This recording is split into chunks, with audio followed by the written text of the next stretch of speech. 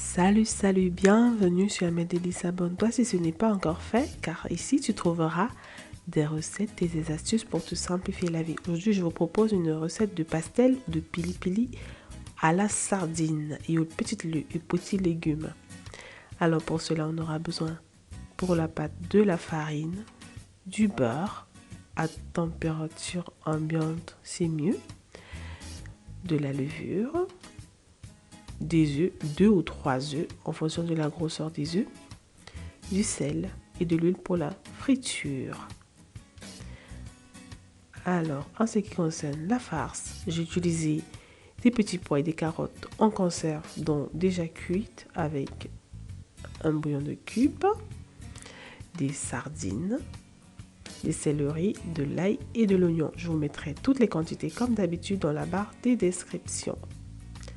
Alors, en commençant par la pâte, je vais mélanger le sel, la levure, les œufs. Je vais tourner, je vais bien remuer et je vais mettre petit à petit mes morceaux de beurre. Si les morceaux de beurre ne sont pas bien fondus, comme sur ma vidéo, parce que j'ai sorti le beurre assez tard de mon frigo, vous pouvez le passer au micro-ondes, mais il ne doit pas être chaud. Alors, en mélangeant toujours petit à petit, on va obtenir des boules assez compactes. Si vous remarquez que la pâte n'est pas assez compacte et qu'elle est encore granuleuse ou sableuse, vous pouvez ajouter encore un œuf. Et ça fera l'affaire. Moi, elle était un peu granuleuse parce que mon beurre, il n'était pas assez bien fondu. Donc, je l'ai sorti très tard du réfrigérateur. Du coup, il n'était pas assez mou. Je ne l'ai pas passé au micro-ondes. Alors, après ça, je vais filmer ma pâte et je vais recourir, le laisser reposer pendant 1 heure. Mais si vous pouvez le faire directement après, si vous avez bien fait fondre votre beurre. Mais moi, vu qu'il était encore dur, alors je préfère le laisser comme ça pour que les ingrédients se mélangent bien. Alors, ensuite, je vais découper vraiment finement les céleris, l'oignon et l'ail, que je vais mélanger à ma farce. J'aurai pas besoin de cuire la farce parce que les 2 ingrédients principaux, à savoir la carotte et les petits pois, sont déjà cuits. Donc, je vais juste tourner comme ça. Ensuite, je vais enlever l'huile et tout l'eau qu'il y a dans ma sardine parce qu'elle doit être assez sec. Ça doit être assez sec. La farce ne doit pas avoir des gouttes d'eau ou d'huile en plus. Alors d'une fourchette, je vais mietter et je vais ajouter à ma farce.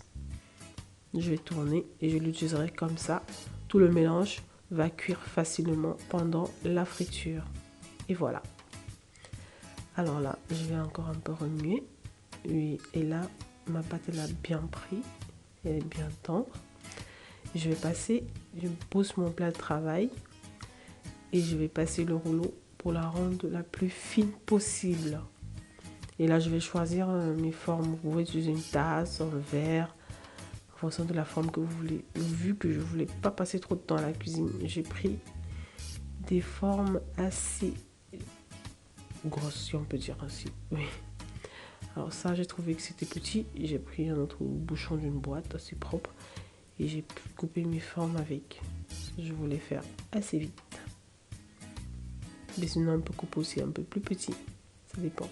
Et à la fin, on repasse encore au rouleau le reste de farine que vous voyez. Les chutes qui sont restées à côté, on le refera de la même façon. Alors, je remplis ma pâte avec ma farce et j'appuie bien avec la fourchette.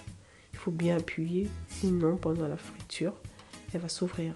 Ou encore, on pourrait passer à l'aide d'un pinceau avant de fermer. On passe un peu de l'œuf. On prend un œuf, on va battre, on va passer sur les bords avant d'appuyer. Ça va aider à bien fermer. Mais il faut bien appuyer, sinon il y en aura qui seront ouverts.